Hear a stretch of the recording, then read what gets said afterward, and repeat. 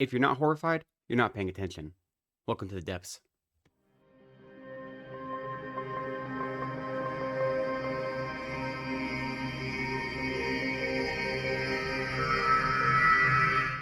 Hello, welcome, and welcome back to Reading from the Depths. My name is Lecton. Thank you for spending some time with me. Today, I want to talk about these two books, James by Percival Everett and The Reformatory by Tanarive.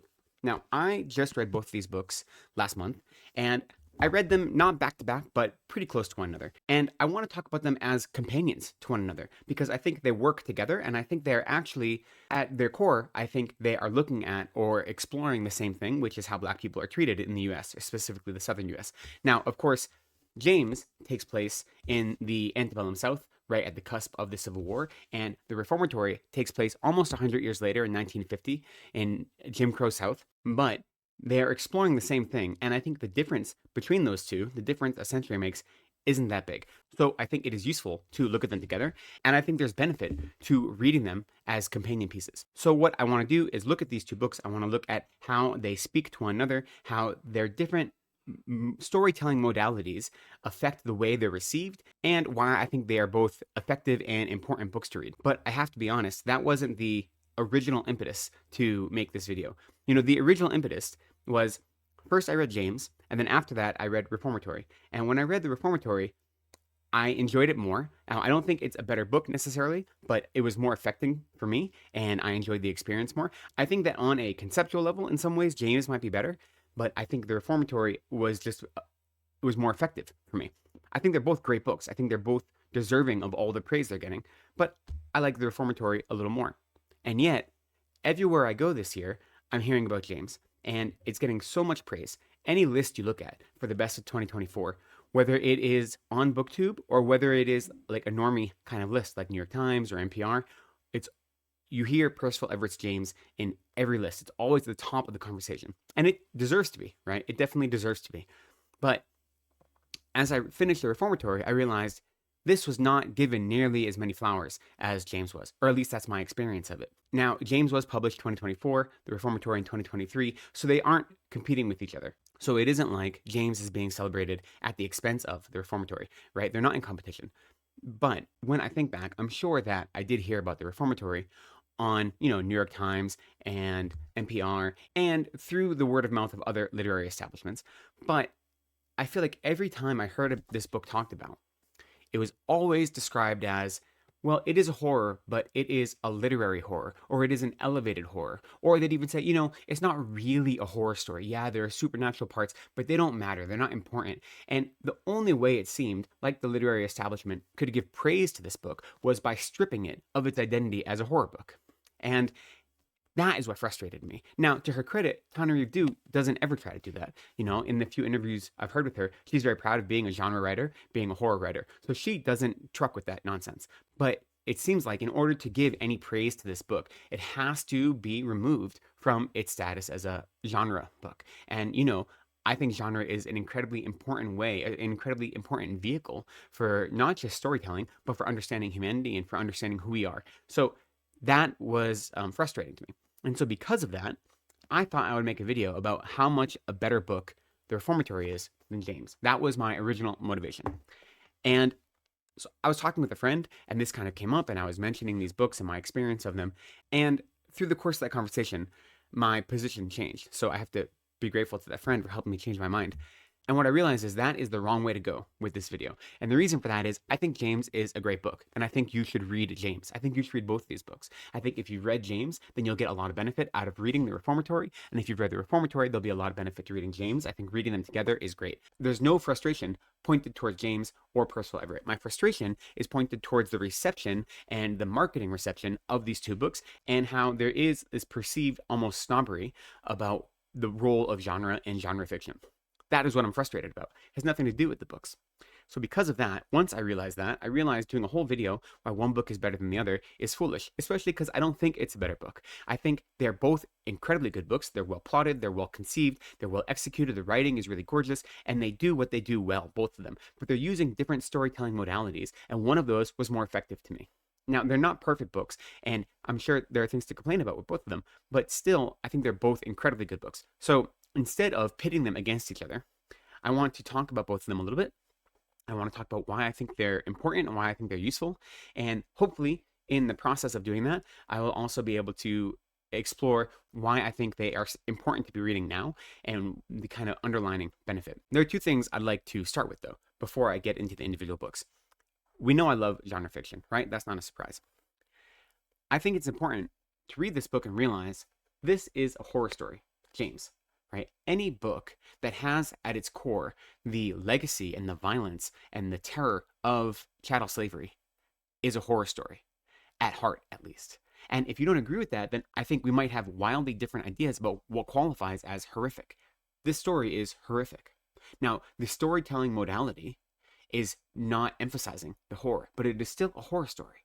Right? I think that's important to realize that the modalities we use to tell stories affect how we receive them, but at their core, they might have something else to show us. And what James shows us is the horrors of racism in America. And now, it's taking place in the antebellum South, but that doesn't mean it's not showing us the horrors of racism that we're experiencing right now. That's one thing. And the second thing, and I think this is important for both of these books, I think both of these books, and this is true for a lot of fiction, these books are using a fictional narrative to tell a true story. Let me say that again, because I think it's important. These books are telling a true story, a single one. I think they're both telling the same story, or they're telling parts of the same story. It's a story that is bigger than either of these books. It is bigger than the narratives in these books. And the way they are telling that true story is through fiction. So they're using a fictional narrative to tell a true story. I think that is why these books are important. And so that is like an underlining principle for how I've engaged with both these books upon reading them. That's not what I was thinking going into it, right? But upon reading them, that is where my reflection has brought me. So let's talk about these books a little bit. I'll give a little bit of a synopsis of each, why I think they're effective. And at the end, I will talk a little bit about why I think The Reformatory is more effective. But again, not that it's a better book, but why it was more effective for me. Interestingly enough, though, even though I prefer The Reformatory, I probably have more to say about James. So let's start with James. James is a story of an enslaved man who finds out that he is being sold, and he doesn't want to be separated from his wife and his daughter. So to prevent that, he runs away. Yet at the same time he runs away, a young white boy also runs away and fakes his own death.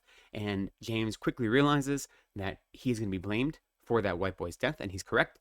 And so instead of a bunch of people searching for a missing slave, they are searching for a missing slave that they believe killed a white boy. So all of a sudden, the stakes are turned up. And so him and the white boy, Huck, go on a voyage. They go on a journey down the river to escape whatever fate there is. Now, the thing with James is he doesn't have any overarching plan. His plan is he wants to be with his family, with his wife and his daughter, and then he wants freedom. But he doesn't know how to get there, right? He doesn't have an overarching vision of what he's going to do. So he's trying to survive day to day. That is his only goal, is to survive the next day in order to find freedom for his wife and his daughter and himself. And across this journey that they go on down the river, there are all sorts of obstacles and little adventures, you might say, that happen along the way. That is the brief synopsis of the story. Now, of course, everyone's saying, well, it's a retelling of Huck Finn. This story is not a retelling of Huck Finn. I can understand why it might be marketed that way, why that's a useful kind of marketing ploy, but that is not at all what's happening. What's happening is Percival Everett is looking at The Adventures of Huckleberry Finn by Mark Twain, and he is recognizing that in that story, there is a character who is critical for the plot. And that character, Jim, is the catalyst for Huck's transformation, for Huck's inner journey and his outer journey. Without Jim, Huckleberry Finn wouldn't have any adventures to go on in that story. And yet we never hear Jim's story. Jim is silenced in this story, right? He's very passive. He only exists in the story to serve Huck's needs. And to be fair, that's the way a lot of novels work. You have a main character, and the ancillary characters are there to move the main character's story along, okay? So it's not a knock against the story, but it's a recognition that there is a character there who has an entire story that isn't retelling Huck's story, but it's telling a story that is parallel to Huck's story. So what this book does, it is reclaiming narrative voice and identity, right? It is looking back and claiming something that was always there but was ignored. That is why it's important. It's important because it is taking something that was rightfully theirs. So it is taking James's story, taking James's voice, and saying this is important. Now, before going too much into it, I think there's two things that are important to remember about The Adventures of Huckleberry Finn. The first is, you wouldn't call The Adventures of Huckleberry Finn an anti-racist story because that term is very much in the 21st century, but it's definitely an anti-slavery story. And if you look at the character of Huck and what he thought about slavery and how his opinion on it evolves throughout the course of that story, it changes, and he realizes that slavery is dehumanizing not just to the enslaved person but also to the enslaver. And the story in the end has a very strong opinion about how hideous slavery is. So in its own way, Mark Twain's story is a piece of anti-slavery propaganda. Okay, that is true. That is just what is accepted about that story. That's the first thing. So when Percival Everett is doing this, is telling James this story, he isn't denigrating the original story in the process. He's not saying that Mark Twain or that story was racist. What he's saying is that there is another story embedded in there that hasn't been heard. That's it. Now, the second important thing to remember about The Adventures of Huckleberry Finn is that when it was published, it was the first or one of the first American novels to be written entirely in a local vernacular. Okay, now before that, many stories had been written in vernacular, especially for dialogue, and especially for ancillary characters. But to have an entire story written in a vernacular tone was new. And it was criticized for it at the time, actually. But the reason Mark Twain did that was because he recognized the power of language.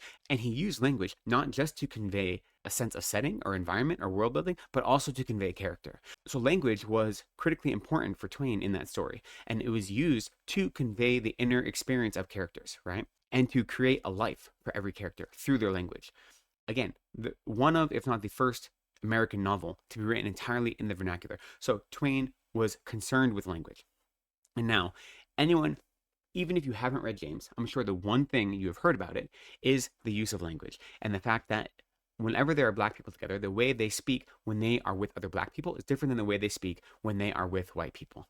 And when they're in front of white people, they essentially code switch and they hide their intelligence and they speak like uneducated children, basically because that is a survival tactic, right? Code switching isn't a new idea. I mean, Percival Everett has even played with it in his past stories and in reverse code switching to some extent.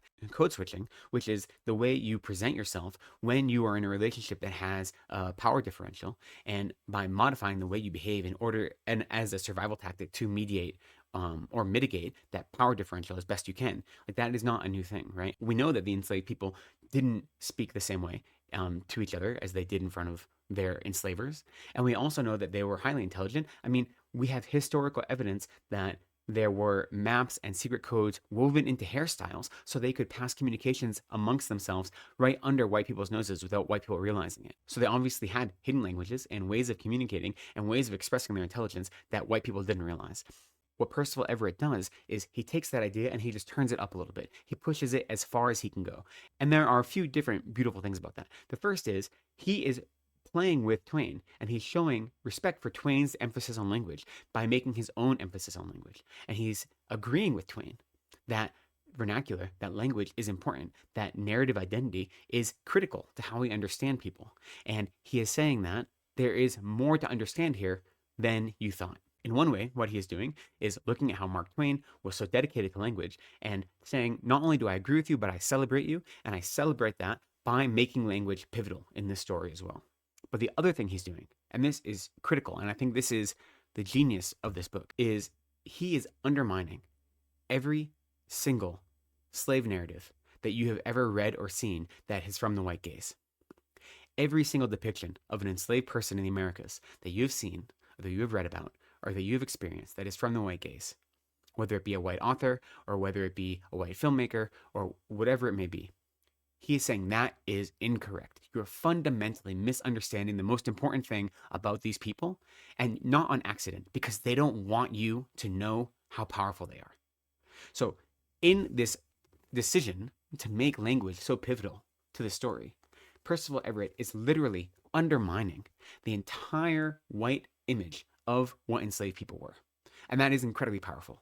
I think that on a conceptual level, that is a really, really powerful thing to do, because it shakes the foundations of what you think you understand reality to be, right? And it says that you do not know what you think you know. So many of our biases are internalized that we don't realize what we don't know. So he's pointing out to us every single story about enslaved people in the Americas that you think you know, every depiction of a slave, you are wrong about. They are hiding their true selves from you because you do not deserve their true selves. I think that is genius. And that's what I mean when I say conceptually, I think this is actually a stronger book, because that is such a powerful idea. So those are the two of the most kind of critical ideas, I think, about this story. The way he is in conversation with Mark Twain and how he is in conversation with The Adventures of Huckleberry Finn, not denigrating it, not erasing it, not saying that it's racist or wrong, but saying there is more than one story in this narrative. And The Adventures of Huckleberry Finn is one story. Here is the other story, or one of the other stories. So he's in conversation.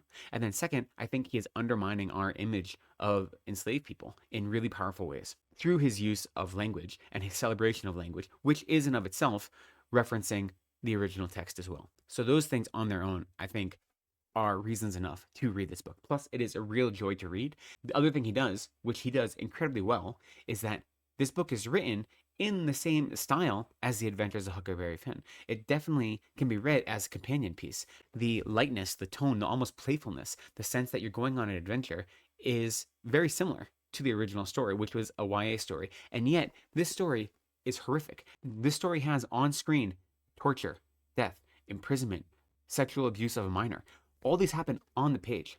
And yet, the story is written with this light tone, as if you're going on an adventure. It's just a lazy day on the river. And yet, at any time, if they're discovered, he could be murdered and have his dead body brought back for a reward. It is life and death stakes for James, which it never has been for Huck, either in this book or in The Adventures of Huckleberry Finn.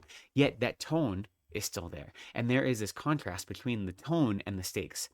And to some extent, that storytelling modality is a little bit why it didn't work for me, but I respect it. That disconnect between tone and stakes, I think, is important. It is highlighting the absurdity of slavery, and also it is highlighting just the lack of conscientiousness on the part of white people, and in this case, in the part of Huck, to not realize what he has done and how the situation for him and the situation for James is wildly different, even though they're going on the same external journey. I think that is a really skillful thing to do, and I think the prose itself and the way the prose parallels and is in conversation with the prose of Mark Twain's text, I think is really, really well done, well executed. I don't know if it worked for me 100%, but I appreciate it very much as a project. Now, to speak of the Reformatory, in some ways, this is a much simpler project. It doesn't have this kind of meta level or this conceptual level. The story is very simple.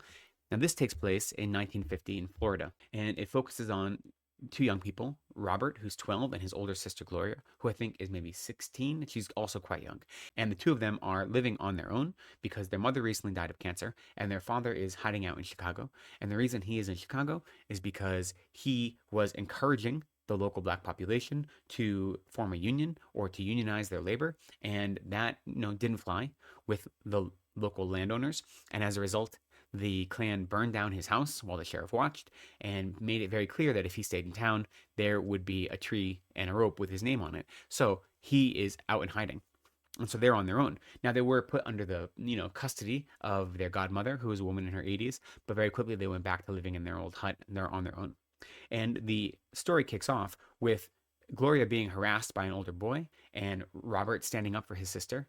And as a result of that, getting thrown into this reformatory. Now, these reformatories, these reform schools for boys, were real things. And Tanarive Dew's great uncle died in one of these, in the Dozier School for Boys. And so the reformatory in this novel is based largely on the Dozier School for Boys. Now, the characters and the warden especially aren't based on individual real people, but the school is, including the horrific types of violence that happened at that school. And now, when we think of a reform school, I don't know what comes to mind, but I almost guarantee it is not what happened in these schools. There is historical evidence of the brutality that happened at these schools. And so Robert is picked up by the sheriff and brought to the courthouse, and the judge says, you are sentenced to 6 months at the reformatory school. And there's nothing legal about this, right? There's no arrest warrant. There's no lawyer. There's no jury. It's just a judge saying this is what's going to happen. And when you have a black body in the South in 1950, that is all you need for the law. Once the judge writes an order, the order is written. There's nothing else. So he gets sent to this reformatory. And the chapters alternate between Gloria and Robert. Robert on the inside, Gloria on the outside, both of them with the same goal of trying to get out of the school, obviously. And now where the supernatural element comes in is that Robert also happens to be able to see ghosts or sense ghosts. And in this world that Tanarive Dew has created, that isn't unusual. It's common for many children to have some sort of sense or be able to see ghosts. And so it's not an extraordinary thing. And they say it just happens in this particular area, and usually you grow out of it. So he can sense ghosts or see ghosts sometimes, depending on the ghost and how strong they are. And when he gets to this reformatory, obviously a location of such violence and brutality, it is haunted, and there are a lot of ghosts there. And that complicates things because, on one hand, you think the ghosts want to help him, and on the other hand, the ghosts have their own agenda as well. And so he is torn between wanting to help these ghosts and realizing that the ghosts don't always have his best interest in heart, and trying to engage with these supernatural elements as a way to escape himself. Now, on the outside, Gloria is doing everything she can to help him escape, right? She is talking to the landowner who called the police on him. She's talking to the sheriff. She's talking to the judge. She manages to find a lawyer from the NAACP who's traveling in Florida. And so she is doing everything to try to use the legal means to get him out of this place where he doesn't belong. And to a large extent, some of the more terrifying scenes are from Gloria's perspective. One of the most terrifying, like gut-wrenching scenes involve her and her godmother driving, being pulled over by the police, which the whole scene, you're on tenterhooks. It is one of the tensest and most terrifying scenes in the novel. What Tanarive is able to do is show that the horror doesn't just exist in the reformatory. It exists outside of the reformatory as well. It exists in the system that allows the reformatory to come into being. Because the reformatory is a state school. The state pays money for every student, quote unquote, that is enrolled there. So they have no incentive to let boys go. So even though he only has a 6-month sentence, it's at the discretion of the warden how long he's going to stay there. And not only does the state give the school money for every student that's enrolled there, but then the school sells the labor of these boys to local farms. So these boys engage in slave labor for the local farms. So the school profits off of their labor, off of their sweat, and off of their blood. And then there are harsh disciplines for any misbehavior. And by discipline, we mean there is a shack. I think it's called the Fun House in the reformatory. I think the actual one was called the White House. And it's a shack where the boys are literally strapped to a table, and then they are beat with switches until their skin is flayed open. And that happens to black boys and white boys in these schools, though it is disproportionate. The behavior and the treatment of black boys is disproportionately brutal than that of white boys. But there are white children at these schools as well. Not only is there the fun house, they also have a metal box that is buried under the ground where the children are locked for days that only has a small vent for air. These are literal tortures that were used in the antebellum South against slaves, that are used against these children in 1950s America, okay? And these happen in the book, but they also happen in real life. And there's also sexual violence against the boys. Now, in this book, it is not on the page, unlike James, but it is referenced that sexual violence is also used as a type of punishment. So the horror in the reformatory doesn't come from the supernatural. The supernatural is really woven in really well, and it plays an important part in the story. It plays an important part in Robert's life, and it plays an important part in how the story progresses. And I think Tanarive does a great job of weaving the supernatural element with the real life horror. So they're both important, but the horror doesn't come from the ghosts, okay? The horror comes from Jim Crow South. That's the important thing to remember. So there's the question, are the ghosts really necessary? Again, if we want to look down on genre and say that this could be a literary book if it didn't have this weird supernatural element, are the ghosts necessary? In the same way that James uses the language and uses the language of the black characters to tell a story about all enslaved people, the reformatory uses the ghosts to tell a story not just about Robert, but about all of the boys, the countless young men and boys who were imprisoned, who were tortured, and who were murdered by an instrument of the state. Both of these stories are not about one person. They are about an institution. They are about a system. That's why I said these are true stories that are told through fictional narratives. That is why I look at both these stories and I say both of these are horror stories. Both of these are horrific, and both of these are important for us to read. You know, I think one of the reasons that the reformatory is harder to read, it is bleaker, right? I think due to the style difference and the storytelling modality difference, James is a couple different spoonfuls of sugar to help that medicine go down, right? It's much more jovial in tone almost, in part because you might have a memory of the adventures of Huckleberry Finn, but in part just the way it's told, it doesn't feel as heavy, whereas the reformatory is bleak. So there's less sugar in this medicine. I think another difference is that it is relatively easy for white people to emotionally distance themselves from the antebellum South and from the time of slavery. Even if you have ancestors who are slaveholders, it is relatively easy to distance ourselves from that horror, right, from that violence, and to say, I wouldn't have done that. And even if, my ancestors did, I don't have any responsibility for that. And it's very easy to not support slavery, right? Because it was 150 years ago. But this story takes place 70 years ago in living memory. And it is much harder to create emotional distance when people can read this story and remember those times, you know? And I think because of that, it's more damning. I think in some ways, this forces a white audience to look at their own privilege and the benefits that they've received as a result of being white in America in a way that um, a story about antebellum times doesn't, because it is so close. So I think the reformatory in some ways is more damning. And that might be another reason it isn't lauded quite as much, that it doesn't get quite as many flowers as I think it deserves, because it is bleaker and it is more damning to the white audience, because it is talking about recent remembered history, not antebellum times. I think that is all I want to say about those stories right now. I think they're both great. I gave them both 5 stars. I think you should read both of them. And if you have read this because you like horror, but you aren't a big fan of literary fiction, pick this up. It is a horror story, okay? Pick this up and read it. It'll benefit you. And if you've read this, if you've read James, and you're not a big genre fan, pick this up. This is literary fiction that just happens to be told through a horror modality, okay? Tell yourself whatever you need to. These stories are in conversation. These stories are looking at the same event, the same story, right? What it means to be Black in America, specifically Black in the South. And it's looking at that story through 2 different lenses across 100 years of time. And the difference between those two is not that big. If you ever watch Ava DuVernay's The 13th, her documentary, I think it's on Netflix, I think that's also a great primer to the reformatory, because that documentary goes a long way to showing the environment that allows schools like the Dozier School for Boys, like the reformatory for boys, to actually exist, and how the idea of abolishing slavery, well, really all the 13th Amendment did was slap a coat of paint on it, is critical to the American project in some ways. So why did the reformatory work for me more than James? I think for a few reasons. One, I think that disconnect between the tone and the stakes in James was intentional, but it didn't pull me into the story. So that's one reason. Another reason is I think the character of James didn't go on much of a journey, actually. He went on a physical, external journey, obviously, but he didn't go on much of an internal journey, because when the story started, he already knew who he was. He knew what he was worth, how he valued himself. He understood what was important to him and who he is as a person, regardless of how he's treated. And so he goes on this whole journey, external journey, but where he ends up is more or less the same internally. So there's not a lot of internal transformation for the character. There is some, and understanding what limits he's willing to go to and what he's willing to do to protect his family and protect himself.